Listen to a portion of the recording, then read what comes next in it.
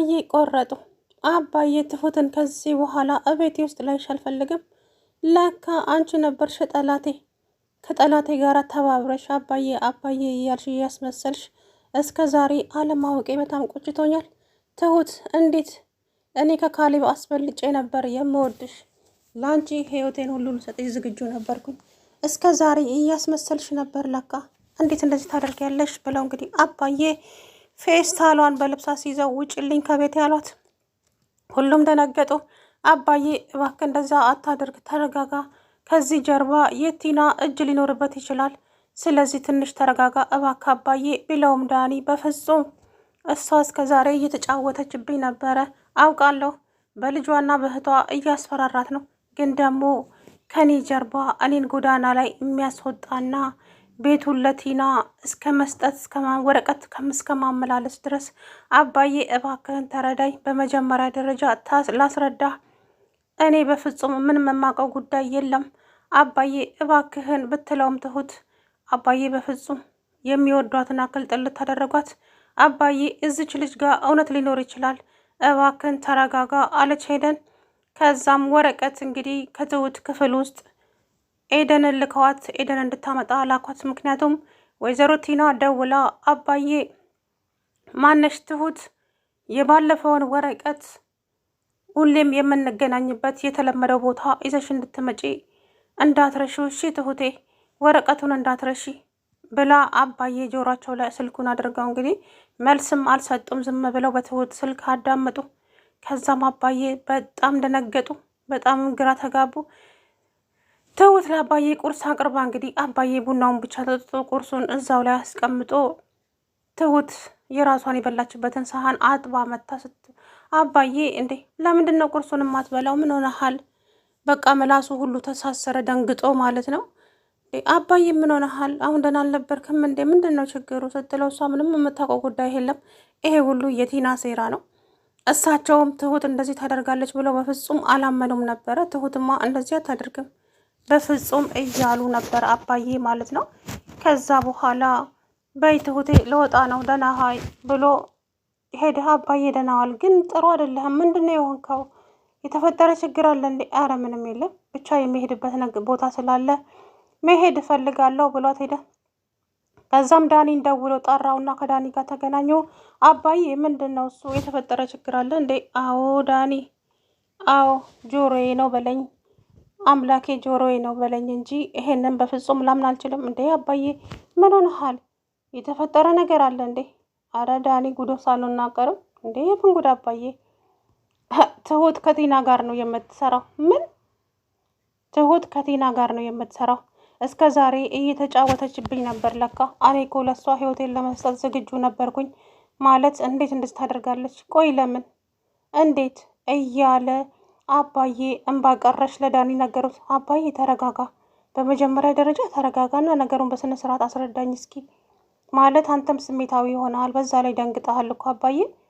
እኔ ይህንን ነገር በፍጹም ማመን አልችልም አለ ዳኒ።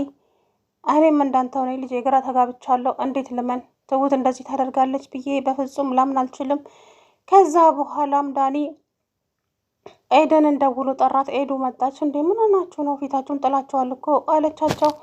ኧረ አባዬ የሚነግረኝን ነገር በፍጹም ማመን አልቻልኩም። ኤዱዬ ምንድን ነው የተፈጠረው? አባዬ ምንድን ነው ጋሼ ስትለው፣ ኧረ የኔ ልጅ አላቅም፣ ብቻ ቅድም የሰማሁት ነገር በህልም ነው በሉኝ፣ ጆሮክ ነው በሉኝ እንጂ ይህን በፍጹም ማመን አልችልም እኮ። ምንድን ነው የሰማው አባዬ ስትለው፣ ቲና የትሁት ስልክ ላይ ደውላ ስልኩ ሳሎን ነበረ። እናም ትሁት ወደ ክችን ሄዳ ስልኩን ዝም ብዬ አንስቼ ጆሮ ላይ አደረኩት።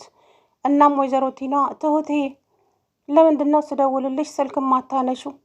እናም የተለመደው ቦታ ሁሌም የምንገናኝበት ቦታ ቶሎ በፍጥነት እንድትመጪ እፈልጋለሁኝ።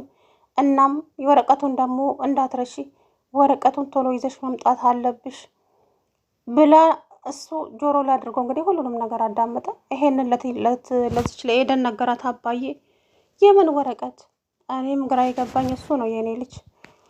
አሁን ዳኒ ሄዶ እንትን ከሚል ሊነቃበት ይችላል። ግን አንቺ ትሁት ያለችበትን ቀስ ብለሽና ሄደሽ ወረቀቱን ከመኝታ ክላሷ ውስጥ ፈልገሽ አምጪ አሏት ዳኒና አባዬ።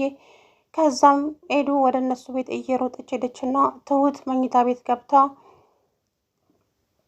ከመሳቢያ ውስጥ እንግዲህ የሆነ ወረቀት እሷን ፈታ ላየችውን ወረቀቱን። ከዛም ወረቀቱን ይዛ ስትወጣ በር ጮኸባት። ማነው ስትል ትሁቴ እኔ ነኝ እዚህ ነሽ እንዴ ብላ ሳታስነቃ አዎ አይ በቃ የሚሄድበት ስላለ ተመልሼ እመጣለሁኝ ትሁቴ እሺ ቻው ብላት ወጣችና ወረቀቱን ይዛ ሄደች። ከዛም ቲና በመጨረሻም እጄ ላይ ገባ የዚህ ሰውዬ ሀብት ንብረት። ቲና የሀብት ማማ ላይ ወጣች። በቃ ሁሉም ነገር አከተመ። እነኛ ሰዎች ዛሬ ወደ ጎዳና ሲወጡ ማየት ነው የምፈልገው። በስተ መጨረሻም ተሳካልኝ እያለች እንግዲህ ፈንጠዝያ ዘረግጣለች። አንቺ ሴትዮ በመጀመሪያ ተረጋጊ።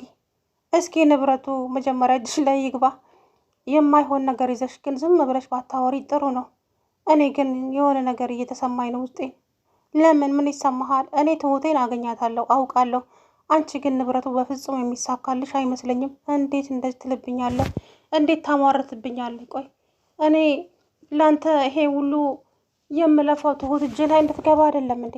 ቆይ ለምን እንደዛ ታደርጋለህ? እያለች እንግዲህ ያዞ ይልቀቆኛለች ማለት ነው። ቲና የራስሽ ጉዳይ ሰው ሲነግርሽ አንቺ ሁልጊዜም በጣም ነው የምትሰሚው። ስለዚህ ምንም ልረዳሽ አልችልም ቲና። ለማንኛውም ይሄ ሽማግሌ ቀላል ሰው አይደለም። ራስሽን ብትጠብቂ ይሻልሻል።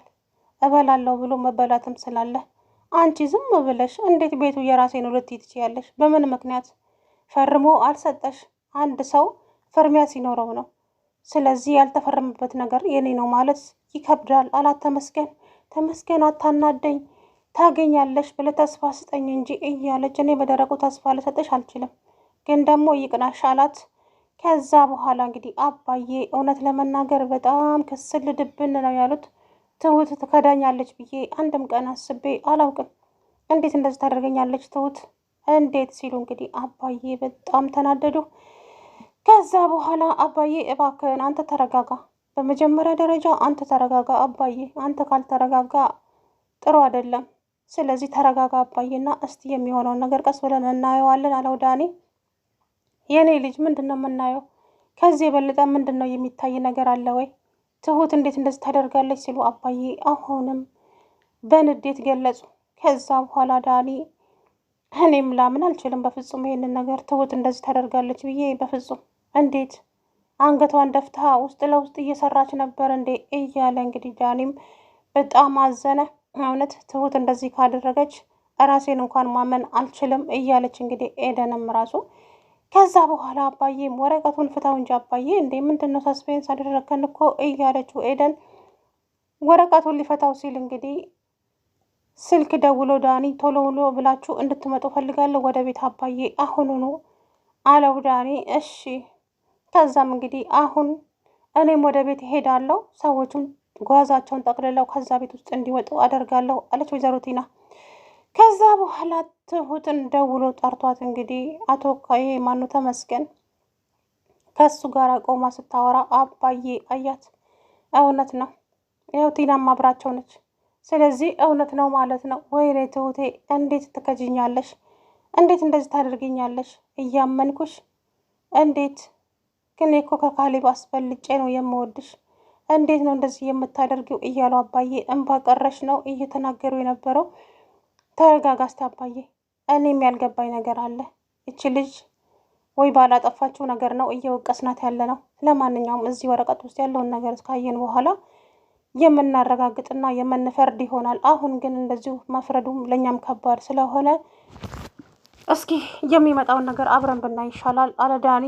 አዎ አለች ኤዱዬም። ከዛ በኋላ እንግዲህ ኤደንና ዳኒ ወደ እነ አባባ ቤት ሄዱ። አባዬ ግን ትሁትን ተደብቆ እያያት ነበር ምን እንደምታወራ ከነቲና ጋራ። ተውኝ በቃ ተውኝ፣ የራሳችሁን ህይወት ኑሩበት። እህቴንና የእህቴን ልጅ ምንም ነገር እንዳታደርጉብኝ ነግሬያችኋለሁ። አንተ ሰውዬ ከህይወቴ ውስጥ ውጣ። አንቺም ከሆንሽ በዚህ በኩል የአባዬን ቤትና ንብረት አገኛለሁ ብለሽ ከሆነ ተሳስተሻል ቲና። ምንም ርዝራዥ አታገኝም፣ አትጫወቺ በራስሽ እያለች ስትል አባዬ ሳማ ትሁት አልካደችኝም እንዴ የሚል ነገር ደግሞ ወደ ራሱ እንትን አለ ማለት ነው። ከዛም አባዬ እንግዲህ እች ልጅ አልከዳችኝም እንዴ አምላኬ ሆይ እንደው እባክህ ውሸት አድርገው ትሁት መቼም እኔን አትከዳኝም እና ከቲና ጋር አትቆምም እያለ እንግዲህ አባዬ እውነት ግራ ተጋባ ማለት ነው። በስተመጨረሻም እንግዲህ አባዬ በጣም እዝን ብለው አንገታቸው ስብር ብሎ ወደ ቤት ተመለሱ።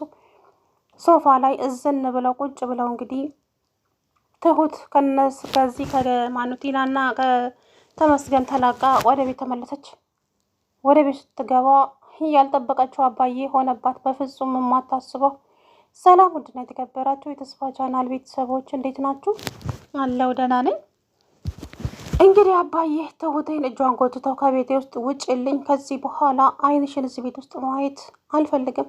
እኔ ከልጄ ያስበልጬ ነበር የምወድሽ፣ አንቺ ግን ከዳሽኝ፣ ከዳተኛ ነሽ ትሁት። እንዴት እንደዚህ ታደርጊያለሽ? የፈለገ ችግር ቢመጣብሽ እንኳን ከጎንሽ ነኝ እኔ ብዬ ያላልኩሽም ነበር እንዴ? ቆይ ለምን እንደዚህ ታደርጊያለሽ ትሁት? ምን አስበሽ ነው? ለምን አባዬ ስለምን እንደምታወራ አላውቅም። እባክን አባዬ እንዳስረዳ አንድ እድል ስጠኝ። በፍጹም ድምፅሽን እንኳ እዚህ ቤት ውስጥ መስማት አልፈልግም ትሁት ውጭልኝ አላት። አባዬ ምንድን ነው የተፈጠረው ብላ አለቀሰች።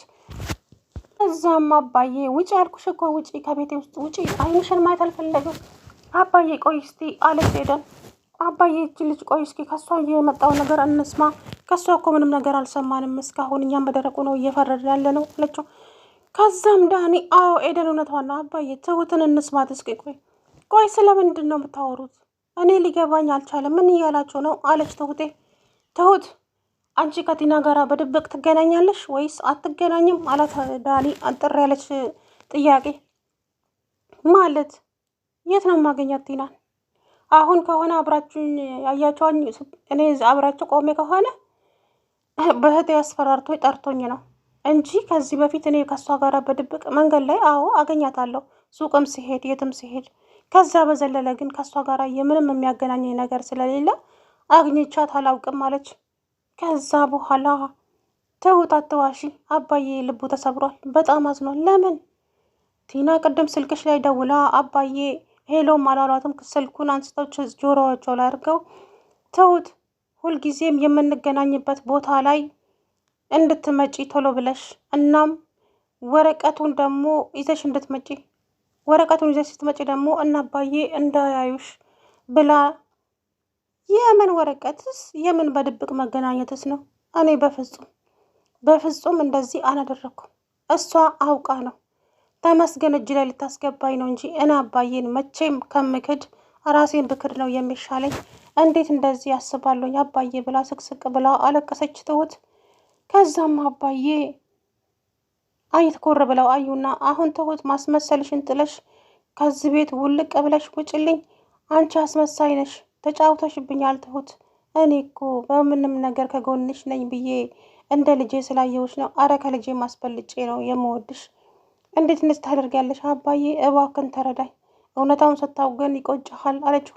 አባዬ እባክን ተዋት፣ ሁለታችሁም ተረጋጉና ይሄ ነገር ትሁት ጋር እውነት ሊኖር ይችላል፣ ስለዚህ ባንቸኩል ጥሩ ነው ብለው ልብሷንም ተቀብለው እንግዲህ ዳኒ አስቀምጦ አንቺ እውነት ከሷ ጋር ተገናኝተሻል? በፍጹም የማላ አይነት ደረደረችላቸው። እንግዲህ ከዛ በኋላ ቢያምናትም ባያምናትም ከባድ ነው ብቻ